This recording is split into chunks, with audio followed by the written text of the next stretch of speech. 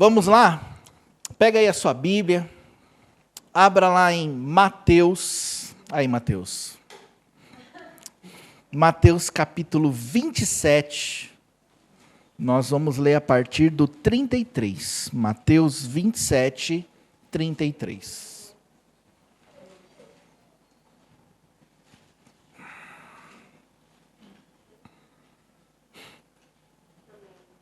Mateus 27, 33.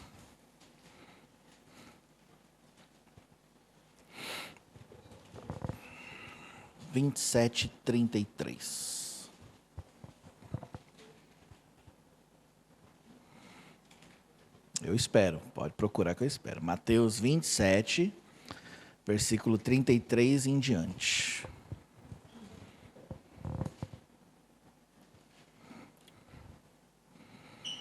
Pode? Vou ler, hein? Diz assim, ó. E chegando ao lugar chamado Gólgota, que significa lugar da caveira, deram-lhe a beber vinho misturado com fel, mas ele, provando, não o quis beber.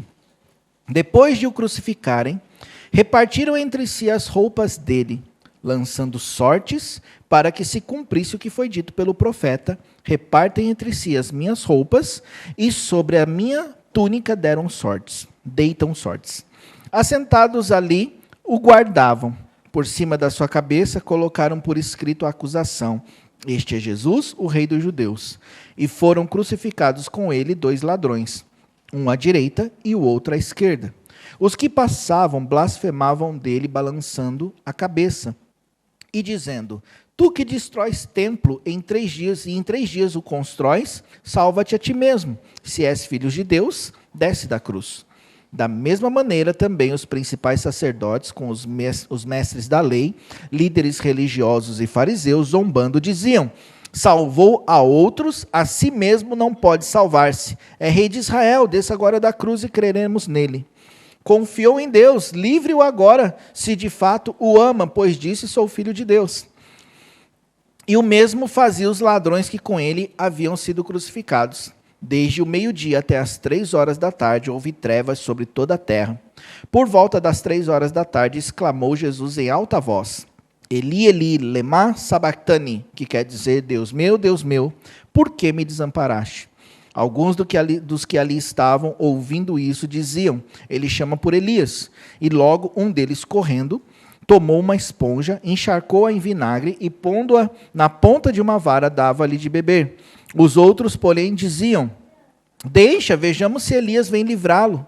E Jesus, clamando outra vez com alta voz, entregou o Espírito. Nesse instante, o véu do templo se rasgou em 2 partes, de alto a baixo, tremeu a terra, e partiram-se as rochas, abriram-se os sepulcros, e muitos corpos dos santos que dormiam ressuscitaram. E saindo dos sepulcros, depois da ressurreição de Jesus, entraram na cidade santa e apareceram a muitos. O centurião e os que com ele guardavam a Jesus, vendo o terremoto e as coisas que haviam acontecido, ficaram atemorizados e disseram: verdadeiramente este era filho de Deus. Amém?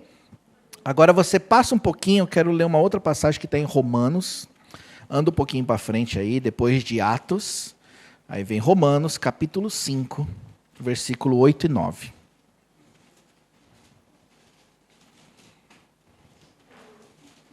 Romanos 5, versículos 8 e 9.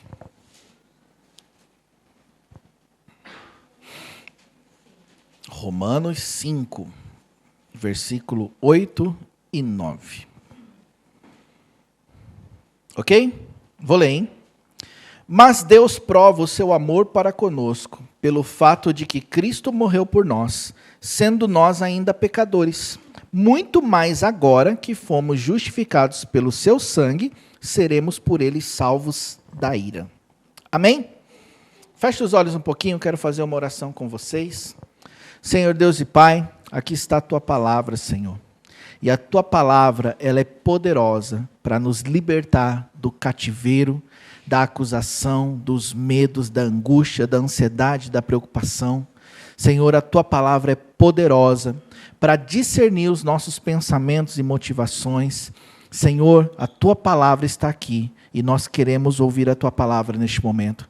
por favor, meu Deus, mostra a tua glória para nós, revela a tua palavra ao nosso coração.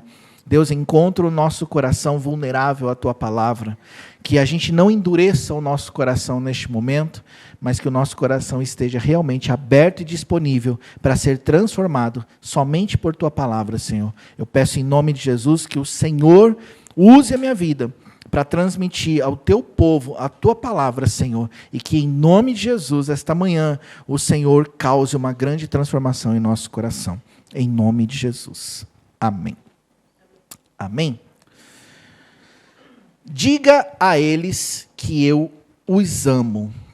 Ontem, enquanto eu estava preparando a mensagem, antes de preparar a mensagem, em oração, eu falei, Deus, o que o Senhor quer falar com o teu povo? Aí eu sentei no meu sofá e esperei Deus falar comigo. E Deus falou assim, diga para ele que eu os amo. Aí eu fiquei assim, né? Amém, eu vou falar isso, Senhor. Diga a eles que eu os amo. E aí eu fiquei esperando um versículo, alguma coisa. E aí eu peguei a Bíblia, comecei a ler e fiquei procurando algo assim que pudesse transmitir o amor de Deus, né? E eu tenho ao meu coração, essa é uma particularidade minha, que sempre quando eu lembro, não só do sacrifício, mas também desse versículo que diz, né, que antes, quando ainda éramos pecadores, ele morreu por nós, né, eu entendo assim que muito mais do que palavras, o amor de Deus são atitudes que ele tomou, né? A gente não consegue imaginar, a gente não consegue entender, sentir o que Jesus passou, não só na cruz, mas no caminho até a cruz. As coisas que ele viveu, a forma que ele viveu, porque, inclusive lá em Filipenses fala, né, que ele sendo Deus, não teve por usurpação ser igual a Deus. Né? Imagine só, às vezes eu vejo aqueles juízes, aqueles oficiais da lei do Brasil, que quando eles passam por um momento difícil, o que eles fazem? Dão carteirada, né? Aí o cara vai lá aplicar uma multa a ele e fala, eu sou aqui um juiz da vara de não sei da onde, né, e tal. Eles usam, né, os seus títulos para se defender. E eu fico pensando, Jesus, ele fez ao contrário. Ele, sendo Deus, nunca usou dessa autoridade para tentar levar vantagem em alguma coisa, mesmo que pudesse. Não é mesmo? Eu não consegui entender a correção no amor. Entende? Ele falou assim, está doendo mais em mim do que em você. Eu falei, mentira, não existe isso. Você está me batendo, onde que eu vou ver o amor de Deus nisso? Por quê? Por causa que quando eu penso em amor, eu penso no abraço, no carinho, naquela coisa de olhar no olho. Eu não penso na questão da correção, não é mesmo? Então eu preciso parar de tentar entender o amor de Deus do meu jeito, da maneira humana, da maneira sentimental, e começar a compreender pelos fatos. E fato é que Jesus, ele morreu por nós, sendo nós ainda pecadores. O que significa isso? Apesar de que Jesus morreu por mim e por você antes da gente nascer. Aí eu penso numa coisa, peraí, se ele é Deus, que sabe todas as coisas, ele morreu por mim e por você, antes da gente nascer, ele sabia de toda a nossa trajetória. Ele sabia que a gente ia fazer tudo errado. Ele sabia das falhas que a gente ia ter. Mas mesmo assim, por amor, ele morreu por nós. Isso é um fato, não é sentimento. Eu não estava lá para ver. Não é mesmo? Você viu Jesus sendo crucificado? Nem eu. A gente não viu. Mas a gente sabe. Eu não estava lá para sentir o amor dele por mim, quando ele estava morrendo na cruz, olhando para mim. Mas é um fato. E eu preciso parar de tentar entender o amor de Deus pelos meus sentimentos. Eu preciso entender o amor de Deus pelos fatos que a Bíblia diz. Eu falei para a Raquel nessa conversa assim, que às vezes as pessoas, elas não creem no que a Bíblia diz. E por essa razão que é difícil de acreditar no amor de Deus. Porque eu não acredito realmente que o que a Bíblia diz é verdade. Porque é como se eu estivesse lendo uma historinha. É um conto, como algumas pessoas falam. Não é. Mas muitas vezes eu estou lendo aqui que Jesus morreu, ele está relatando um fato que aconteceu. Mas eu não consigo capturar por quê? Estou tentando capturar pelo sentimento. Oi? Muito viajado é a linguagem de hoje, né? É muito viajado, né? Mas eu estou tentando capturar pelo sentimento. Talvez se Jesus tivesse escrito assim, ó, querido Toshio, eu te amo. E eu estou escrevendo essa carta porque o desejo do meu coração é te salvar. Um dia, em tanto tempo, eu morri na cruz por você, e tudo que eu passei foi por você. Assim seria mais aceitável, não é verdade? Quem aqui não recebe? Oi? Não entendi. Ah, claro. Sim. Eu estou dizendo da seguinte forma, às vezes a pessoa ela não entende assim porque ela é levada pelo sentimento. Mas seria muito mais fácil. Se uma pessoa escreve uma carta para você ou para mim, e ela coloca o sentimento, então pode até ser que eu leia, como eu leio qualquer outra coisa, mas o sentimento demonstrado ali me passa a informação do amor. Agora, quando você lê que Jesus morreu na cruz, e assim, assado, relatando os fatos, eu não consigo, muitas vezes, capturar porque eu estou tentando buscar o sentimento onde não tem. Só que eu preciso de uma revelação de Deus. E é isso que muitas vezes nos falta. Eu tenho a letra, mas eu não tenho o espírito.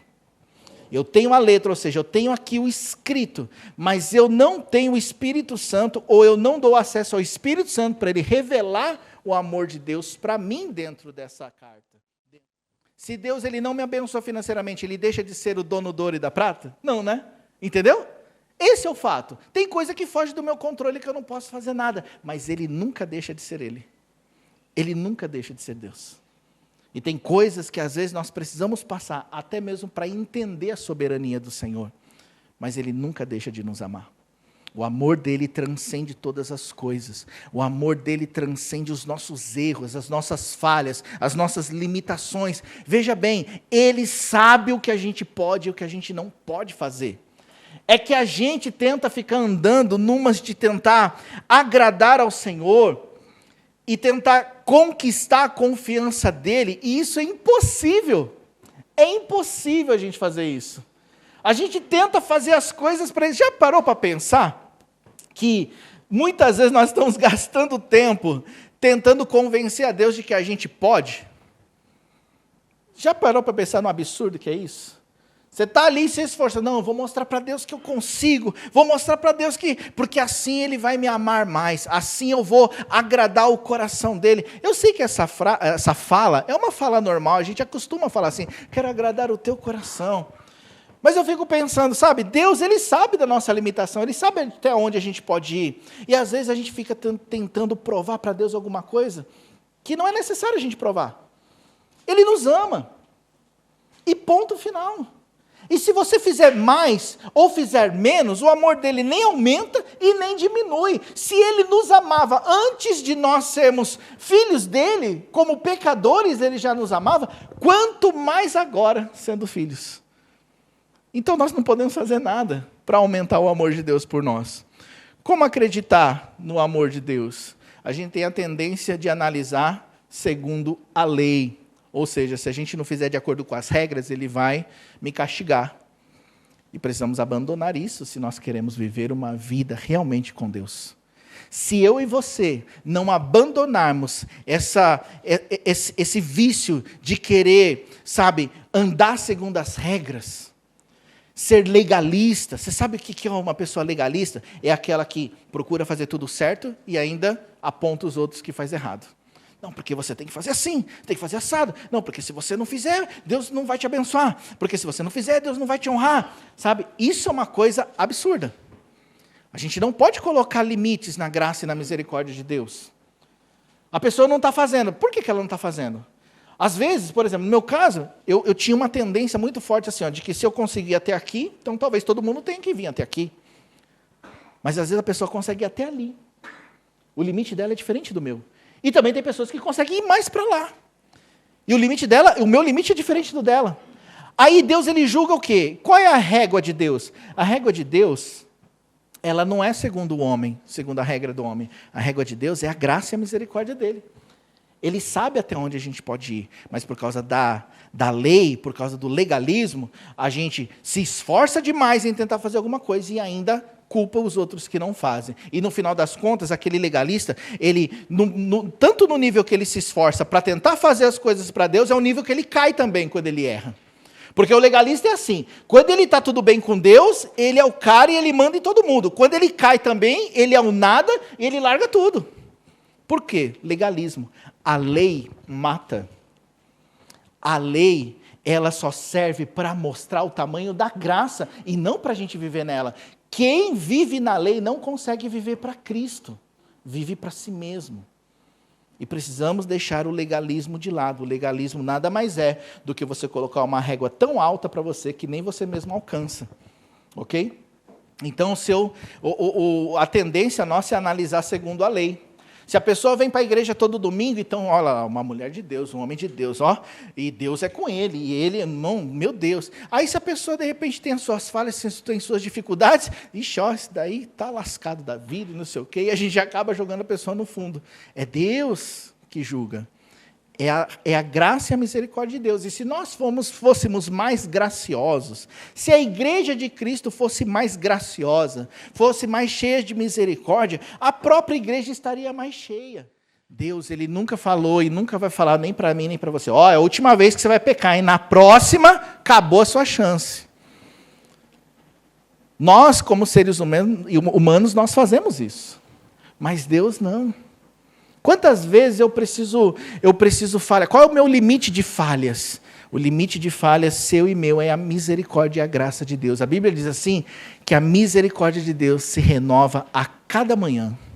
E a misericórdia de Deus que é a causa de nós não sermos consumidos. Vocês estão comigo, gente? Vocês estão entendendo? Você sabe o que eu fico pensando? Sabe quando eu começo a deixar de entender a graça e a misericórdia de Deus? Eu começo a lembrar do castigo, se a lei fosse aplicada a mim. Aí eu entendo o tamanho do meu livramento. Se a lei de Deus fosse aplicada a nós, meus irmãos, o que seria da nossa vida? Se eu e você entendêssemos isso com clareza, a cruz de Jesus era para nós que éramos dignos de morrer na cruz, mas por causa da misericórdia e a graça do Senhor, nós estamos aqui. Nós podemos ter uma vida inteira de pecados absurdos. Através do arrependimento, todos os nossos pecados são perdoados. Olha que maravilha! Isso quer dizer que se hoje você se arrepender, Deus, Ele apaga o teu passado inteiro de pecados? Sim! E por causa de um só pecado em toda a nossa vida, nós éramos condenados à morte eterna. Então, quando eu lembro da lei, é para apontar para a graça.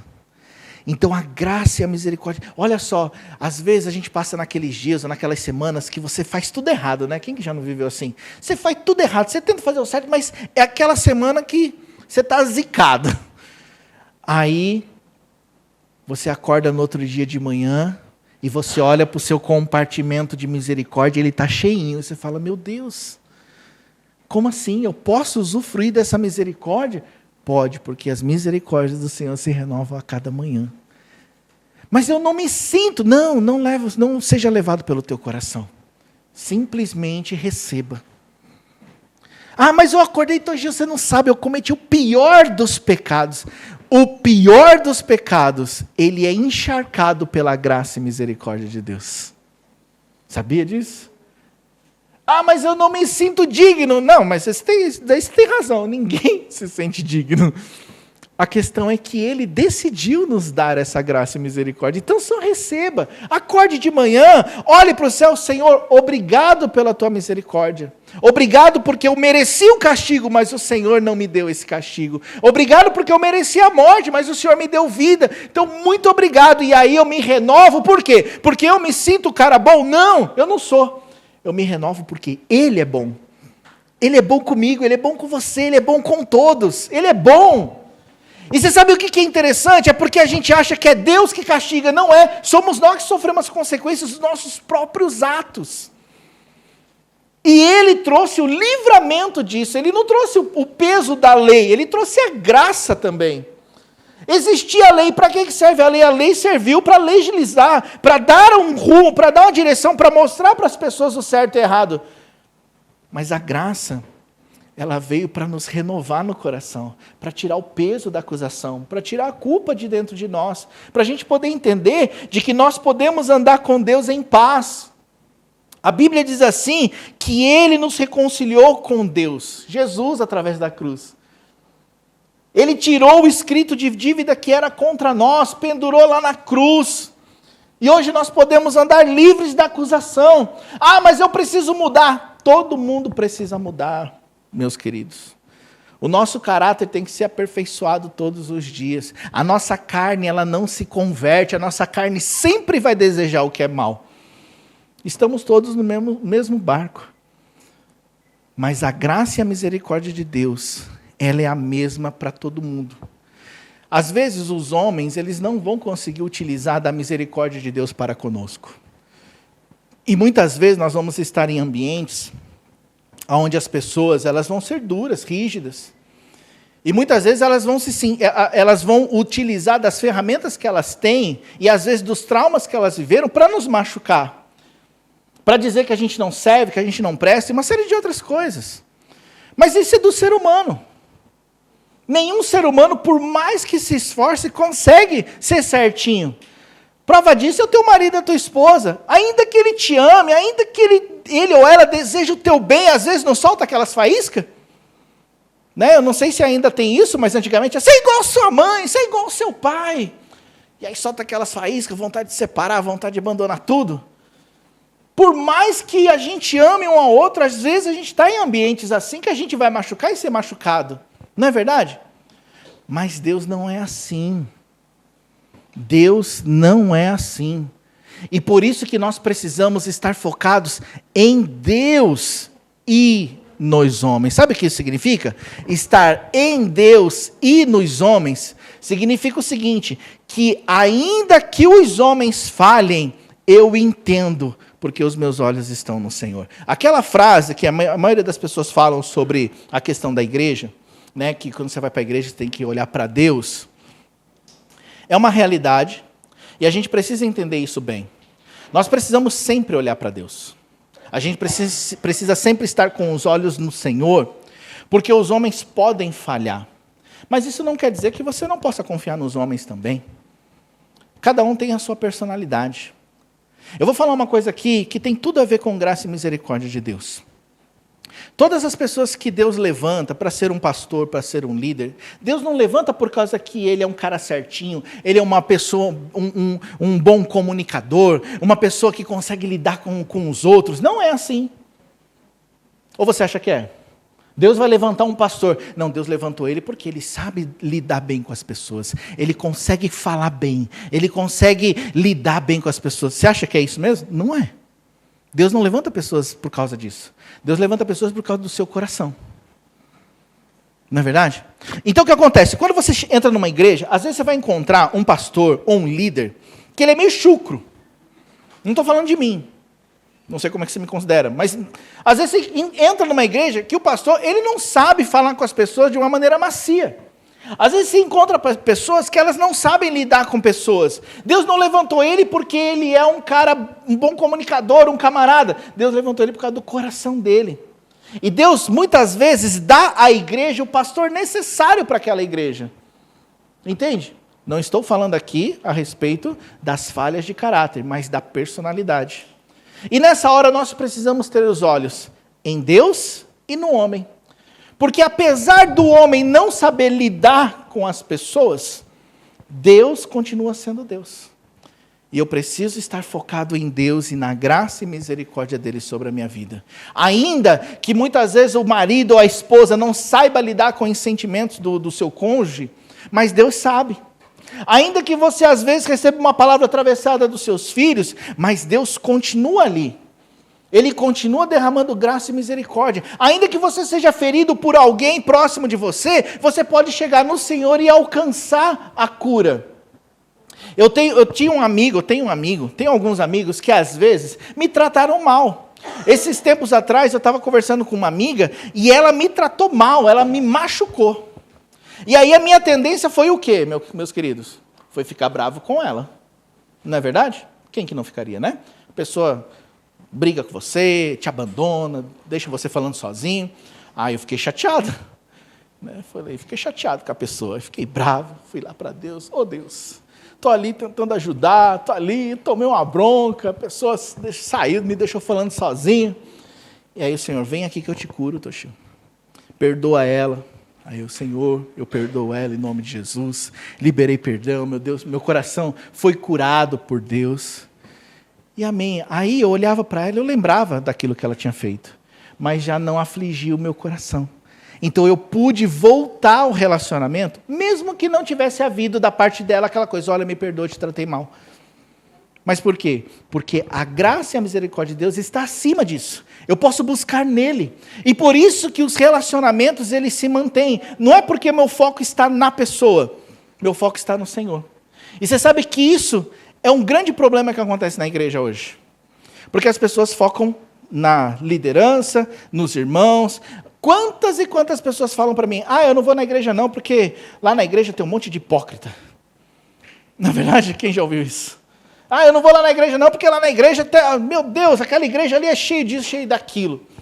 Né? Uma vez eu ouvi uma frase de um pastor, de uma pessoa, que ela brincou assim, né? A igreja tem um monte de hipócrita. Eu falei, junte-se a nós, seja mais um. Porque a igreja, na verdade, não tem pessoas certas. Quem vai para a igreja? Quem precisa de Jesus, quem precisa de conserto e de mudança.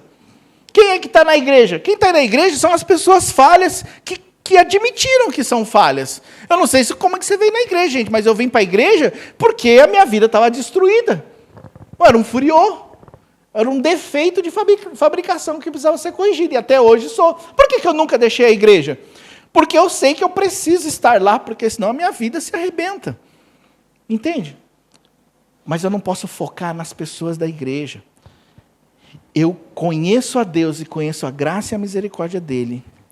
E por isso que eu lido com a igreja.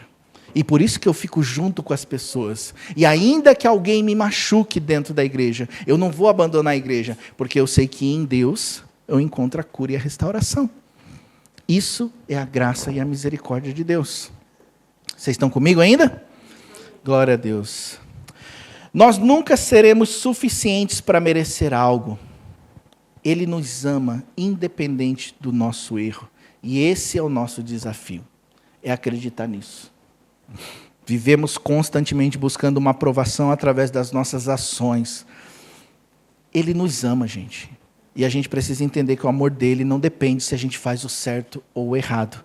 Mas isso quer dizer que eu posso fazer tudo de errado, então, Toshio, que ele vai continuar me amando? Veja bem, você pode fazer o que você quiser, meu querido. Ele vai continuar te amando. A questão é, se você fizer o que você quiser, você não vai amá-lo. Existe um termômetro chamado temor. Amém? Existe um termômetro chamado temor. E esse termômetro que vai trazer a temperatura do meu amor para com ele. Você sabe como que eu sei que eu amo a Deus? Como que a Bíblia diz que eu amo a Deus? É pelas minhas atitudes. É o temor que eu tenho no meu coração em todos os momentos que eu ando com ele. Veja bem, o amor dele por mim não muda nunca. Ok? Nunca vai mudar o amor de Deus por mim. Eu fazendo certo ou errado, eu abandonando tudo, ou eu ficando na igreja todos os dias, o amor dele não muda. Mas o meu, eu mostro através do temor que eu tenho ou não. Então o amor, ele precisa ser correspondido. Então eu correspondo a Deus, o amor dele por mim, com temor. Saber que ele nos ama, independente de qualquer coisa, não nos dá o direito de fazer o que eu quiser, se eu o amo. Olha só que versículo interessante que tem aqui, Romanos 6, versículo 15, diz assim, que diremos, pois? Havemos de pecar por não estarmos debaixo da lei, mas debaixo da graça? De modo nenhum. Olha o que Paulo fala. Então quer dizer que eu posso pecar porque eu estou na graça? Não, de modo nenhum, ele fala. Não sabeis vocês que vocês são servos daqueles a quem vocês oferecerem para obedecer? Olha que versículo forte. Nós somos servos daquele que eu me ofereço para obedecer. Aí ele diz assim, do pecado para a morte ou da obediência para a justiça? Então se eu obedeço o pecado, é para a morte. Ou se eu obedeço a Deus, é para a justiça. Mateus 6,15. Então, eu não posso pecar na hora que eu quiser, do jeito que eu quiser, porque existe a graça de Deus. Apesar de que o amor de Deus, ele opera em nós algo, sabe? O amor de Deus na nossa vida gera no nosso coração o temor. Quando eu sei que ele me ama, quando eu consigo viver, experimentar o amor dele, isso gera em mim um temor e um respeito. Não é verdade? Quer ver uma coisa que a gente precisa analisar sempre? Dentro da nossa casa a gente tem esse tipo de experiência. Nós casamos, né, aqueles que casaram. Você ama o seu cônjuge. Então você vai fazer alguma coisa para prejudicar esse amor? Não. Você vai se esforçar para manter aquele amor, para manter aquele respeito, não é verdade? Aí, de repente, aparece aquela proposta. Você está lá na fábrica, aí aparece aquele bonitão, aquela bonitona, e se achega perto de você e começa a se engraçar com você. Você tem respeito, temor pelo seu cônjuge. O que você faz? Você se afasta daquela situação. Por amor àquela pessoa. Não é verdade? É assim que é o normal, tá, gente? É assim que tem que ser. Apareceu aquela proposta indecente na sua vida. O que você faz? Você se afasta. Não é mesmo? Por quê? Por amor e por temor ao seu cônjuge, por respeito ao seu cônjuge. E a mesma coisa diante do Senhor. Então eu peco porque tem graça? Não. O amor de Deus gera em mim o temor. Quando eu sei que Ele me ama, quando eu creio no que a Bíblia diz, então aquele amor, ele gera em mim o temor, o respeito a Deus. Então eu correspondo com o meu respeito ao Senhor. Quando amamos, cuidamos para não entristecer a quem amamos. Por que você vem na igreja? Eu vou na igreja por causa que eu preciso receber uma palavra, preciso mudar de vida. Glória a Deus, é importante isso. Você também tem que ser assim. Tem que ter aquele objetivo, certo? Mas eu vou para a igreja porque o amor de Deus me constrangeu a estar lá. Eu vou para a igreja porque Ele conquistou o meu coração e eu quero estar lá por causa dEle. Eu não vou porque só eu tenho que receber algo, porque a gente recebe, glória a Deus por isso, e a coisa mais gostosa que tem é você receber por amor. Eu fui lá por amor, eu não fui lá na segunda intenção e eu recebi, isso é maravilhoso. Mas eu tenho que fazer as coisas porque eu amo ao Senhor. E veja bem, eu sempre falo isso, que você pode fazer as coisas para Deus sem amá-lo. Mas quando você ama a Deus, é impossível você não fazer nada. Quando você ama a Deus, o amor, ele gera uma atitude. Ele dá um fruto de atitude para alguma coisa. Quando eu amo a Deus, alguma coisa parte de mim. Entende? Mas eu posso fazer sem amar a Deus? Posso, só que isso não gera um fruto, não tem um resultado, não tem a unção, a presença de Deus naquilo que você faz. Quando você ama a Deus, uma oração sua produz alguma coisa. Você pode ver, eu acho interessante que às vezes a gente assiste, né, aqueles filmes de comédia romântica, que é tudo mentira, tá? Já vou avisar, comédia romântica é tudo mentira. Mas aí, tipo assim, às vezes você está assistindo aquele negócio e aquela cena provoca algo no teu coração e você chora. Né? Não sei se vocês mulheres fazem isso. Titanic, por exemplo, na minha época, foi o filme que mais fez a mulherada chorar. Né? Quando o Jack morreu, aquela coisa toda. Né? Tem algumas mulheres que não choraram, né? Umas pedras de gelo. Mas a maioria das mulheres chorou por causa do Jack que morreu. Certo? Ou seja, o nosso sentimento é tocado. Aquilo gera alguma coisa. Entende? Por que eu estou falando isso, dando esse exemplo? Porque o amor a Deus também gera alguma coisa. Quando nós amamos ao Senhor, quando nós entendemos essa graça e a misericórdia, nós fazemos algo por Ele também. Uma vez, eu já fui confrontado inúmeras vezes por isso. As pessoas falam assim, Toshio, mas você é muito louco. Toshio, mas você faz isso e faz aquilo. E aí, antes da gente vir aqui para Ibaraque, meu Deus, eu dava uma entrevista por dia. Toshio, mas por que você vai para Ibaraque? Toshio, mas por que você está indo para Ibaraque? Mas Toshio, você é meio louco, cara. Você precisa. Eu não sei o quê. E eu falava assim, gente, como eu não faria? Eu falei, não, mas por que, assim, mas não está tudo bem? Eu falei, mas o que tem a ver estar tudo bem e fazer alguma coisa para Deus? Não, é porque às vezes eu fico pensando, puxa, você está fazendo algo que não tem necessidade, parece algo muito absurdo. Aí eu falo assim, como que eu não faria? Porque as pessoas às vezes não entendem o que Ele fez por mim. Talvez, olha, só eu sei, e assim como só você sabe, de onde Deus te tirou, de onde Deus nos tirou. Eu sei de onde Ele me tirou. Todos os dias eu lembro de onde Ele me tirou. E todos os dias eu choro agradecido pelo que Ele fez. E todos os dias eu percebo que o que eu faço para Ele não chega aos pés do que Ele fez por mim. Então não existe sacrifício grande. Não existe. Está entendendo? Eu lembro o que eu vivia antes de Cristo. Antes de conhecê-lo, as coisas que eu passava. Eu estava submetido a tantas coisas. A tantos sofrimentos, a tantas lutas, a tantos problemas. Era tanta coisa em cima de mim, que aí quando a gente começa a viver para Deus, eu fico pensando, não tem como fazer. Por isso que eu sempre falo, que uma pessoa que se desvia, é porque ela nunca conheceu o amor de Deus verdadeiramente. Porque não tem como você largar Jesus depois que você conhece o amor dele. Não tem como. É impossível você largar Jesus depois que você conhece ele. Toshio, mas tem até pastor que se desviou. Tá, esse pastor nunca conheceu a Deus. Sabe por quê? Porque às vezes a pessoa, ela pode subir num púlpito, pode passar uma mensagem, pode chorar, mas nunca se converter realmente. Não tem como você largar Jesus. Você pode ter aqueles momentos que você fala, puxa, eu preciso dar um tempo aqui, vou buscar Deus em casa, porque eu estou ferido com uma situação. Mas você não larga Jesus, você não volta para a vida do pecado. Você não se joga de novo na zoeira que você fazia antes, você não volta para o vômito. Esses dias eu falei para alguém, falei assim, sabe por que eu não largo tudo e vou para o mundo? Porque eu sei de onde eu vim. Eu sei o que eu vivia lá. E eu olho e falo, não, eu não quero voltar para isso. Sabe, é interessante. Porque muitas pessoas estão voltando para a sua vida antiga. Porque nunca conheceram o verdadeiro amor. Nunca foram impactados por esse verdadeiro amor. Eu me lembro tantas e tantas vezes que chegou momentos da minha vida que eu pensava assim, meu Deus, que está difícil. Que vontade de desistir, vamos dizer assim. E aí eu lembrava de onde eu estava. Falava, não. Vou voltar para aquilo. Outro dia eu estava brincando, né, com a galera, assim, eu tinha um pessoalzinho mais antigo que estava vindo na igreja. Eu falei assim, já pensou? Você pega e larga Jesus e vai para balada? Os tiozinhos de 50, 60 anos, vai colocar brinquinho na orelha, vai fazer a tatuagem. Imagina Silvão, brinquinho na orelha, tatuagem, vai lá pro mundo, vai lá para balada, vai lá dançar funk.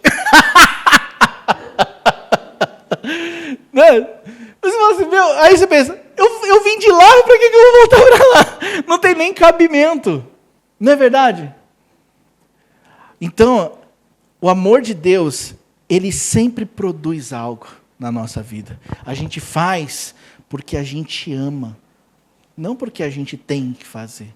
A gente faz porque ama e a gente se esforça para fazer porque a gente ama. Porque todas as vezes que a gente lembra do que ele fez por nós, o que nós fazemos para ele é tão pouco, é tão pequeno. O amor de Deus é recíproco. Assim como ele cuida de nós, nós também cuidamos dele. Assim como ele nos ama, nós também o amamos. E assim que funciona. O amor de Deus, ele nos tira da prisão. E que prisão? A prisão da acusação. Meus queridos, a gente precisa andar num equilíbrio. Qual é o equilíbrio? Eu sei que eu não sou merecedor, mas sei que posso receber.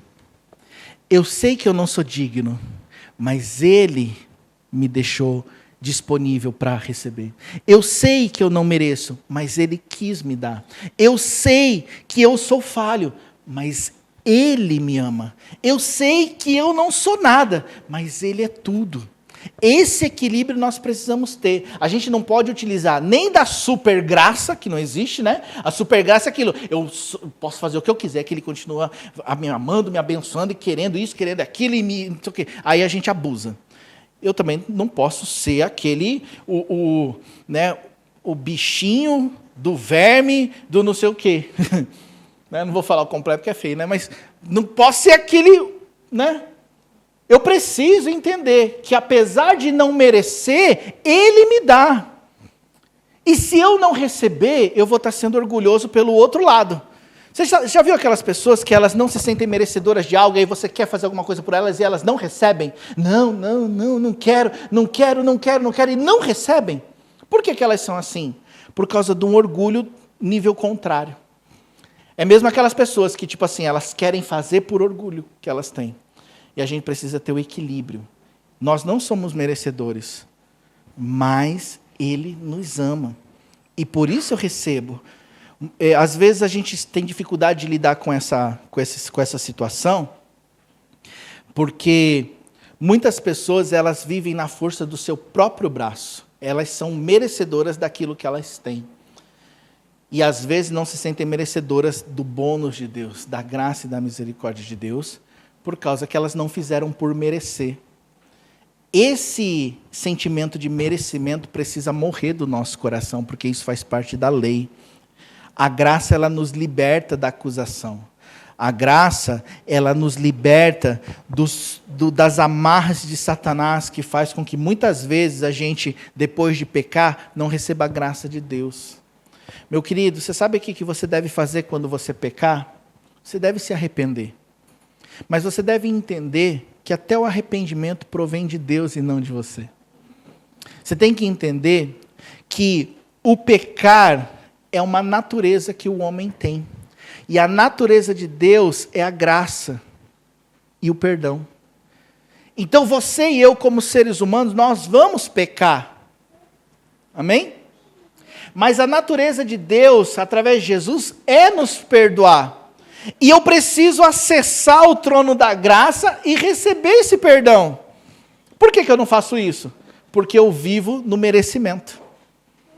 Eu não mereço o perdão de Deus, então eu não peço perdão, eu não me arrependo e fico ali naquela situação preso, amordaçado na lei. E eu preciso vencer isso no meu coração, você precisa vencer isso no seu coração. A maioria das pessoas, elas não recebem a graça e a misericórdia de Deus porque estão presas no merecimento do orgulho. Deixa isso de lado, deixa Deus te quebrantar o seu coração, quebrantar a sua vida. Às vezes Deus precisa nos levar em certos pontos para a gente entender que a gente não consegue mesmo. É muito interessante. Olha, eu já passei por muitas coisas e eu sei que você também. E a maioria das coisas que a gente passou, onde Deus muitas vezes nos levou naquele lugar onde que não tinha nada o que fazer, não era porque Ele nos abandonou ou por qualquer outra coisa, mas era só para mostrar que a gente realmente não tem força. Que a gente não consegue. Você acorda todos os dias de manhã para trabalhar, não é porque você tem força, é porque Deus te deu força. Você consegue ter aquele dinheirinho no banco, não é porque você é bom, é porque Deus é bom. E muitas das coisas que a gente vive é livramento de Deus. Eu acredito que a maioria aqui gozam de plena saúde, não é mesmo? Você tem saúde para você fazer as suas coisas, não é mesmo? Mas para e pensa, se de repente num dia de manhã você acorda e você não consegue mais mexer as suas costas, ou você perde a força das suas pernas, que isso não aconteça em nome de Jesus. Aonde que vai toda a sua força para trabalhar e para ter dinheiro? E se de repente Deus decide começar a cobrar por metro cúbico de oxigênio que você respira? Está lascado. Você entende? A gente não tem nada que possa dizer que é de nós mesmos. Tudo vem dele. É pela graça e a misericórdia dele. E aí que acontece? O orgulho bate no nosso coração. Aí a gente não aceita a graça de Deus e a gente começa a viver pela nossa própria força. Só que chega uma hora que a força acaba.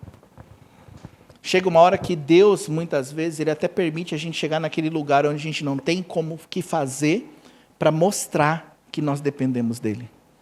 Totalmente dele. Para nos levar para um outro ponto. Agora, a gente não precisa chegar nisso. Né? A gente chega nisso porque a gente quer. Mas a gente não precisa chegar nisso.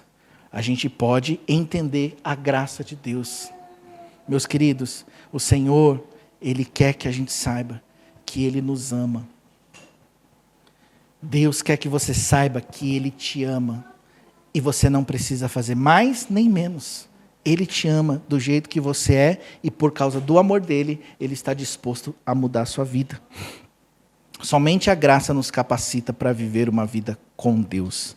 2 Coríntios 12, versículo 9. Abra aí sua Bíblia para a gente ler e a gente já vai orar. 2 Coríntios 12.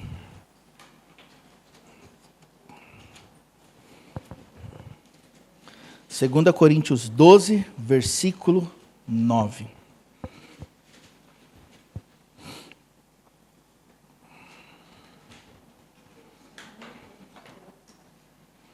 2 Coríntios 12, 9.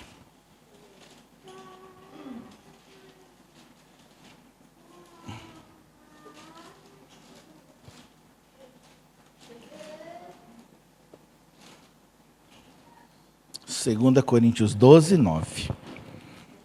Pode ler? Não? Já achou aí? Eu espero.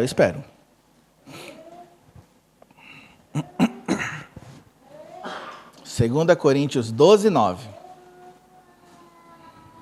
Eu espero, dá Diogo, eu espero. Vou ler, hein? Fala assim, ó. Ele, porém, me disse: a minha graça te basta, pois o meu poder se aperfeiçoa na fraqueza. Portanto, de boa vontade me gloriarei nas minhas fraquezas, para que em mim habite o poder de Cristo, porque sinto prazer nas fraquezas, nas injúrias, nas necessidades, nas perseguições, nas angústias por amor de Cristo, pois quando estou fraco, então é que sou forte. A minha graça te basta, porque o meu poder se aperfeiçoa na fraqueza. Jesus estava falando com Paulo. Quem é Paulo? Paulo é aquele que falou assim: olha, sede meus imitadores, assim como eu sou de Cristo. Aí Paulo fala que por causa da excelência das revelações, foi-lhe dado um espinho na carne.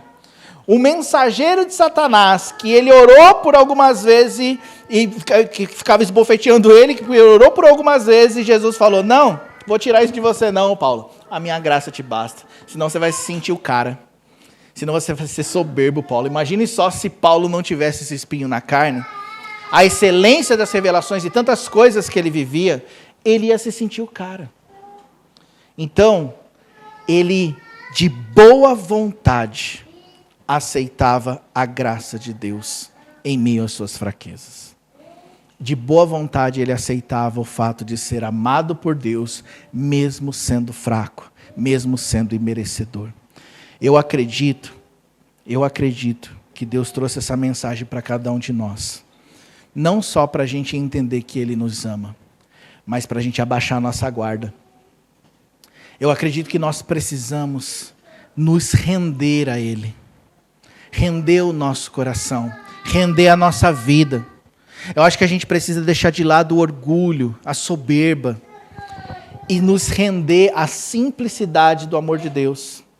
Eu acredito que nós precisamos deixar de lado aquela nossa intenção, aquele nosso desejo de sempre merecer por algo, de sempre querer fazer para receber. A gente precisa ser mais simples. Nós precisamos ser mais humildes diante do Senhor e entender de que o que nós temos não é nosso, não vem da gente, vem dele. Sabe, uma coisa é você receber algo porque você mereceu. Não, eu trabalhei, não, eu fiz por onde, eu limpei a casa e tal. Aí você recebe aquilo ali e aquilo te gera orgulho porque você tem, porque você mereceu. Outra coisa é você entender que você só tem tudo aquilo porque Ele te deu, porque Ele te ofereceu. Você mexeu no meu microfone, né? Tá meio rádio. Tá meio rádio. Vamos ficar de pé? Aí, ó. Tá bom. Fique de pé.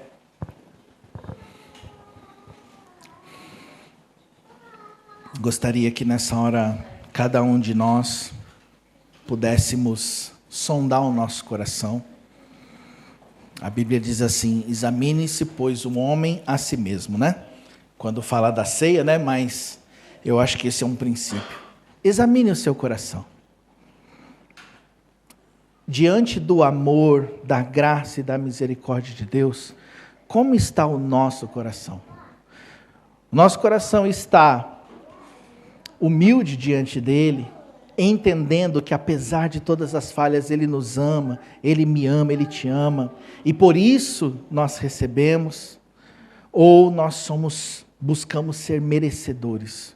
Será que diante disso tudo que estamos vivendo, o nosso coração não está orgulhoso demais por aquilo que já conquistamos, por aquilo que vivemos? Será que nós não olhamos para a nossa vida, ou até lidamos com a nossa vida dessa maneira, merecendo todas as coisas, sem perceber que dessa forma a gente está deixando de lado a graça de Deus? Aonde que estão firmadas as suas bases? Na graça de Deus ou na lei? No merecimento próprio ou na misericórdia de Deus que dá a todos? Aonde está firmada as suas estruturas? É no orgulho de que você batalhou e você conseguiu? É naquilo que você fez para receber? Ou entendendo de que você não pode nada, só Deus pode fazer?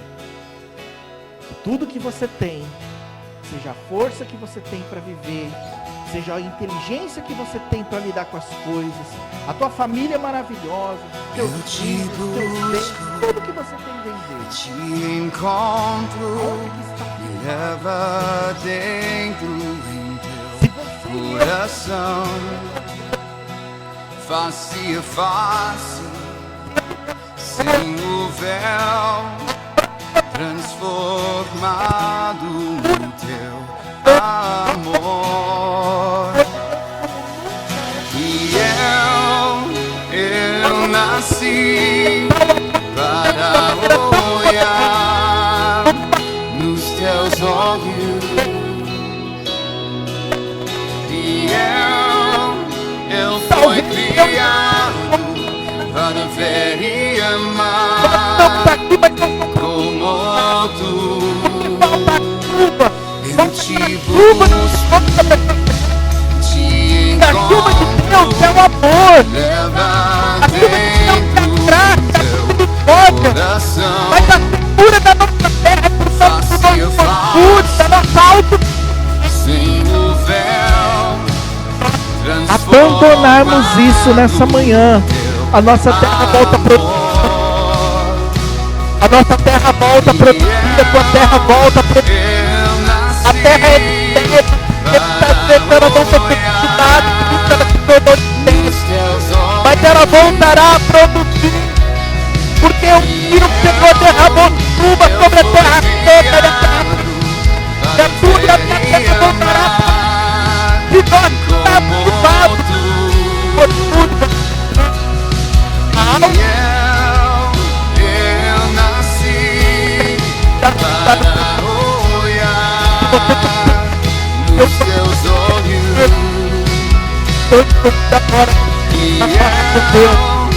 comece a falar com Deus, comece a abandonar algo, comece a deixar de lado o orgulho, a soberba, comece a deixar de lado tudo aquilo que necessita, tudo aquilo que necessita no coração, a tua vida. Comece a abandonar essas coisas, a autossuficiência. Ah, eu não dependo de ninguém para viver, Toshio. Eu não dependo de ninguém, eu não gosto de depender de ninguém. Abandone isso. Abandone isso, porque é isso que esteriliza a minha e a sua terra. A terra do nosso coração. Fale com Deus, abra sua boca. Não fique parado, calado diante do amor de Deus que está querendo ser derramado sobre a tua vida. Não fique parado, não fique calado, calada. Fale com Ele nessa hora. Permita o Senhor acessar o teu coração. Permita Ele acessar a sua vida nessa manhã. Permita que Ele derrame chuva sobre o teu coração. Pai, em nome de Jesus, eu apresento diante do Senhor os nossos corações. E se há, ó Deus, algum indício de orgulho, algum indício de soberba, algum indício de autossuficiência, Senhor, em nome de Jesus, eu quero abandonar isso hoje diante do teu altar, diante da tua presença. Senhor, eu me arrependo de ser autossuficiente, eu me arrependo de ser orgulhoso, soberbo, eu me arrependo, Senhor Deus, de não usufruir da tua graça e da tua misericórdia.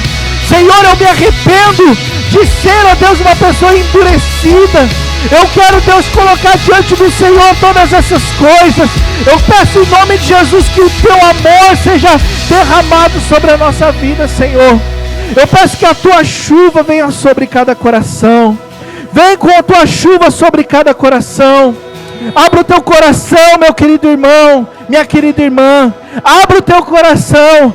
Permita que a chuva de Deus caia sobre você. Permita que o amor de Deus seja derramado sobre o teu coração. Permita, você precisa decidir, você precisa permitir que esse amor te constranja, que esse amor te quebrante. Permita que o amor dele venha sobre você. Permita que o amor dele mexa no teu coração, nas suas estruturas. Você não precisa mais ficar colocando uma máscara de que você pode tudo. Você não precisa carregar este peso sobre você. Você não precisa ficar endurecendo o seu coração diante dele. Ele sabe quem você é, mas para que você possa experimentar o amor dele, é necessário abandonar. Abandone a autossuficiência, abandone o orgulho, abandone a soberba, abandone, deixe para trás, viva o amor de Deus, viva no amor do Senhor, viva na dependência do Senhor, viva debaixo da graça e da misericórdia dEle, viva consagrando a sua vida a Ele. Senhor, por favor, nós clamamos a Ti. Derrama a Tua chuva, Senhor, sobre nós, sobre a nossa terra. Que a nossa terra volte a produzir, Senhor. Que a nossa terra volte a dar frutos. Que a nossa terra, Senhor Deus, volte a ser frondosa, a ser cheia de frutos, cheia de vida, Pai. Senhor, em nome de Jesus, que todo orgulho, toda soberba, que toda autossuficiência seja cancelada, seja abandonada da nossa vida agora, em nome de Jesus. E que a Tua graça e a Tua misericórdia seja, Senhor Deus, presente, frequente em nossas vidas, em nome de Jesus. Deus, eu quero Te agradecer. Eu Te agradeço pelo amor que o Senhor tem por cada um de nós, por essa graça e misericórdia que nos alcança dia após dia. Muito obrigado, Senhor, em nome de Jesus. Amém. Amém. Glória a Deus. Glória a Deus. Meus queridos, eu não posso dizer para você que é fácil, mas eu posso te dizer uma coisa: é necessário. Pode sentar. É necessário. Sabe, uma das coisas que eu aprendi lá na autoescola, quando eu estava tirando a minha carta. Eu fui tirar a carta e eu fui lá aprender o percurso, mas eu já sabia dirigir. E eu fui aprender o percurso, eu andei lá no percurso e gravei todas as...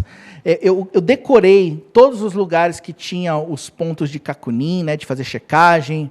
Eu decorei todos os lugares que tinha que fazer a parada. E eu decorei tudo. Eu sabia os 3 percursos de cor.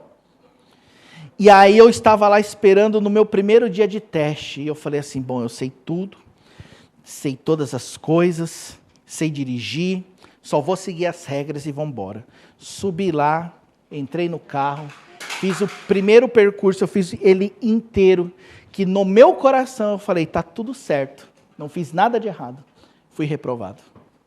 Saí de lá da autoescola desapontado, falei, meu Deus, porque eles não falam o que você fez. E, na verdade, assim, quando você desce do carro, o instrutor chegou para mim e falou, Coata, você fez tudo certo. Aqui na hora da curva você abriu um pouco, essa curva tem que ser mais fechada, mas fora isso, não teve nada demais. E me encheu de esperança o coração de que eu ia passar. E aí não vi meu nome lá, fui desapontado. Segunda vez, mesma coisa, não passei. Terceira vez, mesma coisa, e não passei. Quarta vez, mesma coisa, eu não passei. Na quinta vez eu estava assim, meu Deus, o que está acontecendo? E aí eu estou ali sentado esperando a minha vez. Diante do Senhor eu falo isso. E Deus falou assim para mim, Toshio, esvazie-se de si mesmo. Eu falei assim, como assim? Se esvazie de si mesmo. Não dependa, não se estribe, não se apoie nas suas experiências. Se esvazie de si mesmo. E aí eu fiz uma oração, porque, falar honestamente, eu nem sabia como me esvaziar. Mas eu falei, Deus, então eu oro aqui diante do Senhor, eu me esvazio de mim mesmo. Eu estou indo dependente do Senhor e não das minhas experiências. Eu abandono tudo que eu aprendi dirigindo, mesmo que eu dirija desde os 11 anos, eu coloco tudo como esterco. E eu quero depender somente do Senhor. E eu fui lá, entrei naquele carro e fiz as mesmas coisas. E passei. Aí você fala assim, e aí, qual foi a diferença? Nos meus olhos, nenhuma. Mas diante do Senhor, talvez, eu estava baseado na minha experiência. Você sabe qual que é uma das coisas que eu penso que é as mais difíceis? É porque a gente já viveu muito. A gente tem várias experiências, inclusive com Deus. E a grande dificuldade é a gente se esvaziar para poder experimentar o simples.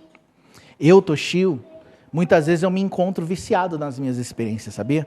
Eu já sei orar. Eu já sei pregar. Para que eu vou orar e pedir para Deus? Eu já sei. Eu medito na palavra todos os dias. Eu posso pegar minha meditação e ministrar. Eu posso fazer essas coisas. Eu sei como fazer. Mas aí não dá fruto. Entende? Nós precisamos nos esvaziar. Se esvazie das suas experiências, mesmo que elas sejam importantes. Tudo aquilo que Paulo aprendeu aos pés de Gamaliel, ele fala que ele considera como esterco. E esterco não é uma coisa que você joga fora, amém? Esterco, ele serve como adubo, para que aquilo que é excelente possa crescer. Então não jogue fora a tua experiência como se fosse lixo, mas use ele como adubo para algo novo de Deus. Você já sabe como fazer algumas coisas, mas talvez precisa se esvaziar para que dê frutos, amém? E eu acredito que nós, como igreja, desejamos dar frutos, tanto para a nossa família, como também para a obra de Deus. Então se esvazie. Às vezes Deus vai permitir que a gente chegue a certos limites para a gente se esvaziar. Mas às vezes não precisa passar por eles. Você pode aprender antes, não é verdade? Então pega essa palavra ao teu coração.